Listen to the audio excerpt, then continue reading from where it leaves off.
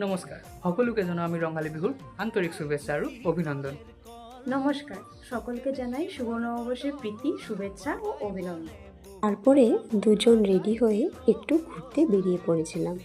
যেহেতু নববর্ষ, একটু কি না বেরোলে হয় বলো? ভেবেছিলাম কি বরদোয়াতে যাব, না হলে মহামৃত্যুঞ্জয় মন্দিরে যাব, কিন্তু কিছু কারণে দুটোই ক্যান্সেল হয়ে গেল। তারপরে আসার টাইমে আমরা হনুমানজির মন্দিরে ঢুকে হনুমানজিকে দর্শন করে তারপরে আমরা ঘুরতে বেরিয়েছি। এসেছিলাম একটু পার্কে। যে মেখলা চাদরটা আমি পরে আছি, এটা আমার হাজব্যান্ড আমাকে দুর্গাপুজোতে গিফট করেছিল।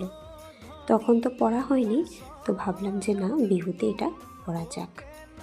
আর এই বছর জানো, নববর্ষতে সেরকম কোনো কাপড় কিনিনি। ঠাকুরের টুকিটাকি জিনিস কিনেছি, কিন্তু নিজেদের কোনো কাপড় কিনিনি। আর আমাকে মেখলা চাদর পরে কেমন লেগেছে তোমরা কিন্তু অবশ্যই জানিও। দুজনে মিলে খুব সুন্দর টাইম স্পেন্ড করেছি সেদিন, অনেক গল্প করেছি। তো যাই হোক, তোমাদের নববর্ষ কীরকম কেটেছে আমাকে কিন্তু অবশ্যই জানিও। আর জানো, সেদিন যে অনেক রৌদ্র পড়েছিল, বেশিক্ষণ যে বাইরে থাকা যাচ্ছিল না। তো সেখান থেকে বেরিয়ে আমরা খেতে চলে গেছিলাম গোবিন্দ দাস রেস্টুরেন্টে।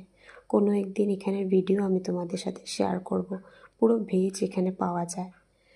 তো যাই হোক, আজকের মতো এতটুকুই। তোমরা সবাই খুব ভালো থেকো, সুস্থ থেকো।